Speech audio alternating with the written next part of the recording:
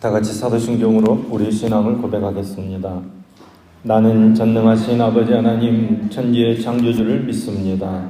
나는 그의 유일하신 아들 우리 주 예수 그리스도를 믿습니다. 그는 성령으로 잉태되어 동정녀 마리아에게서 나시고 본디오 빌라도에게 고난을 받아 십자가에 못 박혀 죽으시고 장세된 지 사흘 만에 죽은 자 가운데서 다시 살아나셨으며 하늘에 오르시어 전능하신 아버지 하나님 우편에 앉아 계시다가 거기로부터 살아있는 자와 죽은 자를 심판하러 오십니다. 나는 성령을 믿으며 거룩한 공교회와 성도의 교제와 죄를 용서받는 것과 몸의 부활과 영생을 믿습니다. 아멘. 찬송 287장 찬송합니다. 찬송 287장 찬송합니다.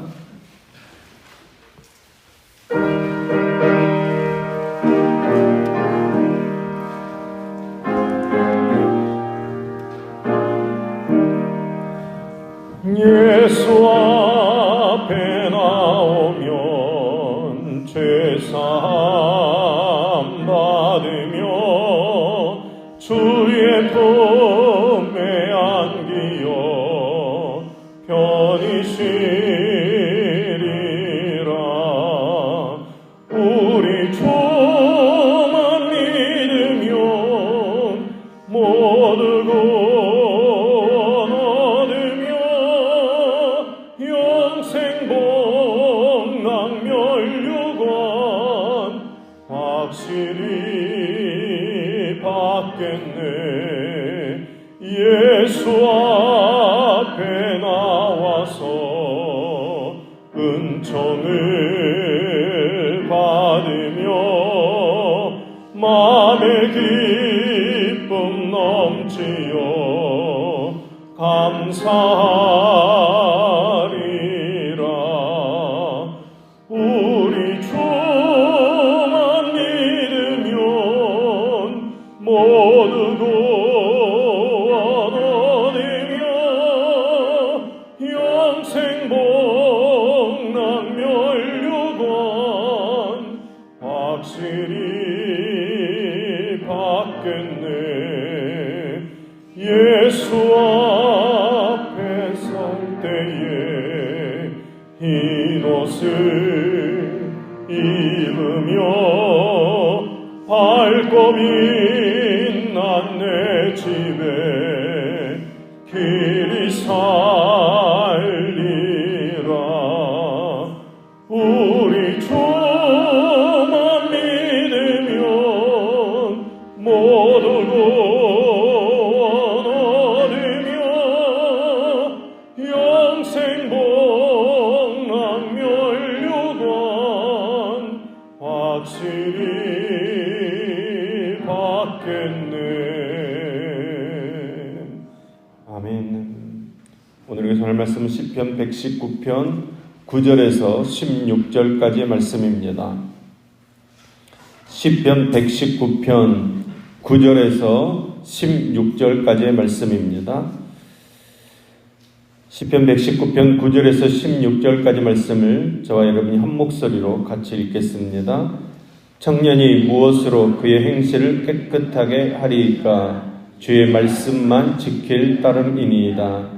내가 전심으로 주를 찾았사오니 주의 계명에서 떠나지 말게 하소서. 내가 주께 범죄하지 아니하려 하여 주의 말씀을 내 마음에 두었나이다. 찬송을 받으실 주 여호와여, 주의 율례들을 내게 가르치소서. 주의 입의 모든 규례들을 나의 입술로 선포하였으며 내가 모든 재물을 즐거워함 같이 주의 증거들의 도를 즐거워하였나이다. 내가 주의 법도들을 작은 소리로 읊조리며 주의 길들에 주의하며 주의 율례들을 즐거워하며 주의 말씀을 잊지 아니하리이다. 아멘. 아멘. 말씀에는 어떤 효력이 있습니까? 시편 기자는 성경은 우리의 삶을 순결하게 하는 능력이 있다고 말합니다. 9절 말씀입니다. 청년이 무엇으로 그의 행실을 깨끗하게 하리이까? 주의 말씀만 지킬 따름이니이다. 아멘. 9절 말씀을 원문으로 직역하면 젊은이가 어떻게 자신의 길을 순결케 하리요? 이런 질문입니다. 왜 하필이면 젊은 사람을 가리킵니까? 나이가 많으면 자동적으로 행실이 깨끗해지는 것입니까? 여기에서 젊은이를 이야기하는 것은 가장 유혹에 빠지기 쉬운 때를 의미하는 것입니다. 혈기왕성해서 죄에 빠지기 쉬운 때를 표현하는 말입니다.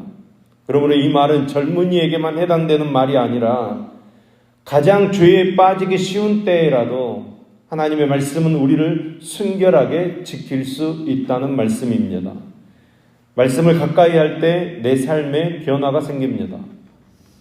하나님의 말씀이 저와 여러분과 우리의 자녀들을 깨끗하게 지켜줄 줄로 믿습니다.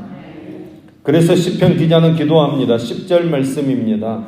내가 전심으로 주를 찾았사오니 주의 계명에서 떠나지 말게 하소서. 아멘.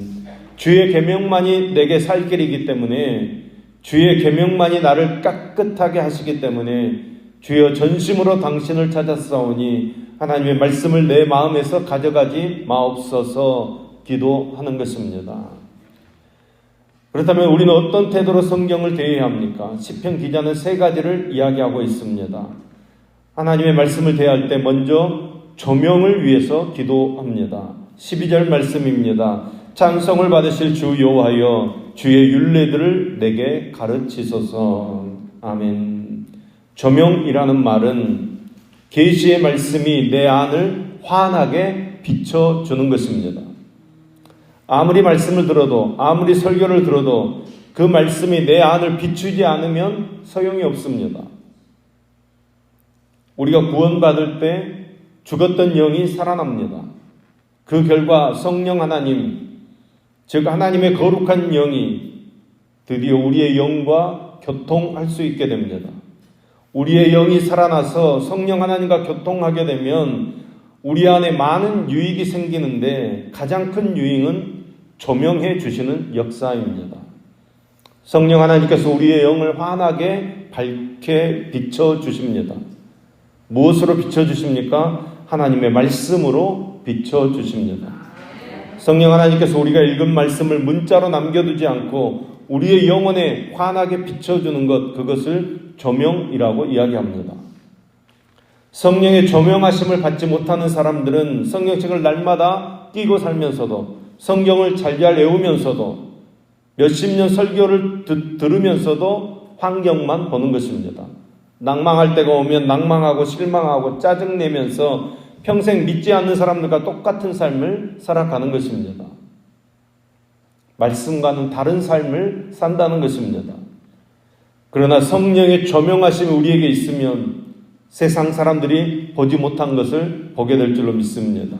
세상 사람들이 듣지 못하는 것을 들을 수 있을 줄로 믿습니다. 환경을 뛰어넘어 하나님의 손길을 보게 되는 것입니다. 눈앞에 고난만 보는 것이 아니라 이 고난을 통해서 하나님께서 내게 쏟아 부어주실 그 축복의 손길과 하나님의 섭리를 바라보고 고난 속에서도 찬송할 수 있게 되는 것입니다. 그래서 뭐라고 기도합니까? 주의 율례들을 내게 가르치소서. 여러분, 우리의 삶의 형편, 삶의 자리에서 하나님의 말씀을 이해할 수 있는, 하나님의 말씀을 조명받을 수 있는 저와 여러분 될 수 있기를 간절히 소망합니다. 두 번째로 우리는 하나님의 말씀을 증거해야 합니다. 13절 말씀입니다. 주의 입의 모든 규례들을 나의 입술로 선포하였으며, 여기 나의 입술로가 중요합니다. 여러분, 말씀을 내 입술로 선포해야 합니다. 혹시 목사는 매일 설교만 하고 듣지를 않으니까 영적으로 어떻게 살까? 이런 생각해 보셨습니까? 지금 생각해보면 저는 어렸을 때 질문이 참으로 많았던 것 같습니다. 제가 고등학교 때 담임 목사님을 보면서 그런 생각했습니다. 야, 목사님 참 힘드시겠다. 새벽 기도, 주일 예배, 주일 저녁, 수요 예배, 금요 철야 예배 혼자 설교 다 하시더라고요. 그래서 이런 생각했습니다. 우리는 이렇게 목사님 설교를 통해서 은혜 받아서 사는데 목사님은 어떻게 사실까? 설교하기만 하고 설교를 듣지 못하시니 언제 위로받고 언제 힘을 얻나, 그런 생각을 해본 적이 있습니다. 여러분 가운데 같은 생각을 할까봐 비밀을 알려드립니다. 사실 말씀을 듣는 사람보다 전하는 사람이 더 은혜 받습니다. 제가 목사 되고 나서야 그것을 깨달았습니다. 설교 듣는 것 좋습니다. 이 성경 말씀 소화해서 내 말씀으로 전할 때 얼마나 큰 은혜가 임하는지 모릅니다. 가르치는 자와 배우는 자 중에 누가 더 많은 것을 배우겠습니까? 가르치는 자가 더 많은 것을 배우는 것입니다. 가르쳐 본 자만이 아는 것입니다. 하나님의 말씀을 깊이 깨닫기를 원하시면 여러분 한번 말씀을 가르쳐 보시기 바랍니다. 10년 혹은 20년 동안 늘 설교 듣고 주일학교에서 배우고 구역에 가서 배우기만 한 사람들은 말씀을 깊이 있게 깨닫지 못합니다. 그러나 주일학교 교사, 중고등부 교사, 구역장, 또 개인 양육 등으로 하나님의 말씀을 가르쳐 보십시오. 이 말씀이 여러분들에게 깊이 깨달아지는 것입니다. 또 복음을 깊이 깨닫기를 원하십니까? 그렇다면 예수 믿지 않는 사람들에게 성경 들고 가서 십자가의 복음을 전해 보십시오. 그 순간 여러분의 마음속에 복음이 깊이 깨달아지는 것입니다. 여러분, 나의 입술로 선포할 때 하나님의 은혜가 임하는 것입니다. 세 번째는 하나님의 말씀을 즐거워해야 합니다. 14절 말씀입니다. 내가 모든 재물을 즐거워함 같이 주의 증거의 도를 즐거워하였나이다. 아멘. 우리가 어느 정도로 성경 말씀을 즐거워해야 한다고 말씀하고 있습니까? 재물보다 더 즐거워해야 한다는 것입니다. 여러분, 돈을 사랑하는 것만큼 하나님 말씀을 사랑하라는 말씀입니다. 우리의 신앙이 왜 자라지 않습니까? 다 이유가 있습니까? 하나님께서 말씀하십니다. 우리가 성경을 어떻게 대하고 있는가? 성경에 대한 태도가 어떠해야 되는가? 돈보다 더 사랑해야 된다는 것입니다. 적어도 돈만큼 사랑하고 즐거워해야 된다는 것입니다. 내 통장에 1억 원이 생기는 것보다 성경 말씀이 더 좋아야 한다는 것입니다. 그래야 내 삶이 깨끗해진다는 것입니다. 돈 자체가 나쁘다는 이야기가 아닙니다. 어떤 목사님들은 돈이 일만하게 뿌리라고 이야기하는데 성경을 잘못 가르치는 것입니다. 돈도 하나님께서 주셨습니다. 우리에게 좋은 것으로 주신 하나님께서 돈도 주신 것입니다. 디모데전서 6장 10절 말씀입니다. 돈을 사랑함이 일만하게 뿌리가 되나니 이것을 탐내는 자들은 미혹을 받아 믿음에서 떠나 많은 근심으로 자기를 찔렀도다. 여러분, 무엇이 일만하게 뿌리라고 이야기합니까? 돈을 사랑함이 일만하게 뿌립니다. 돈을 사랑하는 것이 문제입니다. 돈을 너무 좋아해서 하나님보다 더 사랑하니까 이 돈만 아는 것을 죄라고 하는 것입니다. 우리가 하나님의 말씀을 어느 정도로 즐거워해야 합니까? 모든 재물보다 더 많이 하나님의 말씀을 즐거워하는 저와 여러분 될 수 있기를 소망합니다. 우리가 하나님의 말씀을 즐거워하면 어떤 증거가 나타납니까? 15절 16절 말씀입니다. 내가 주의 법도들을 작은 소리로 읊조리며 주의 길들에 주의하며 주의 율례들을 즐거워하며 주의 말씀을 잊지 아니하리이다. 아멘. 우리가 하나님의 말씀을 사랑하면 하나님의 말씀을 묵상합니다. 한 구절 읽고 그 말씀 묵상합니다. 그 말씀 가볍게 듣지 않고 주의해서 듣습니다. 묵상은 생각한다는 의미의 말입니다. 소가 여물을 먹은 후에 되새김질 하듯이 말씀을 되씹고 음미하고 되새기는 것이 묵상입니다. 깊이 생각하는 것입니다. 하나님의 사람들은 하나님의 진리의 말씀을 깊이 생각할 줄 알아야 합니다. 여러분, 우리는 말씀을 얼마나 사랑합니까? 말씀을 사랑하는 저와 여러분 되기를 소망합니다. 우리가 말씀을 귀하게 여기고 날마다 말씀을 묵상하는 삶을 살아갈 때 그 말씀이 여러분의 인생을 보람있고 아름답게 만들어갈 줄로 믿습니다. 말씀의 반석 위에 든든히 서서 하나님의 말씀을 마음에 두고 날마다 하나님을 찾음으로 깨끗한 행실, 정결한 삶을 사는 저와 여러분 될 수 있기를 예수님의 이름으로 축원합니다. 기도하겠습니다. 하나님 아버지, 오늘 또 우리를 부르셔서 하나님의 말씀을 묵상하게 하시니 감사드립니다. 하나님, 우리가 묵상하는 이 말씀을 통해 우리의 마음과 삶을 다스려 주시옵소서. 하나님의 말씀으로 우리의 생각을 지도하여 주시옵소서. 하나님의 말씀으로 우리의 길을 지도하여 주시옵소서. 그래서 우리의 행위가 온전하여지기를 소망합니다. 하나님께서 원하시는 성결을 향해 한 걸음 한 걸음 더 나아가게 하여 주시옵소서. 성화의 삶을 목표로 하나님의 말씀에 붙들려 살도록 성령님께서 우리를 붙들어 주시옵소서. 하나님, 우리의 생각을 하나님의 말씀 아래 두게 하여 주시옵소서. 우리의 생각과 판단으로 하나님의 말씀을 제한하지 않게 하여 주시옵소서. 하나님의 말씀이 우리의 생각을 지배하며 우리의 마음과 행실을 지배하여 하나님의 말씀 따라 승리의 삶을 살아가도록 주께서 붙들어 주시옵소서. 그 하나님의 말씀의 권위에 순복하기를 소망합니다. 하나님의 말씀의 능력과 권능의 체험을 가지는 성도들 되어지도록 은혜 입혀 주시옵소서. 날마다 말씀으로 우리를 조명하여 주시옵소서.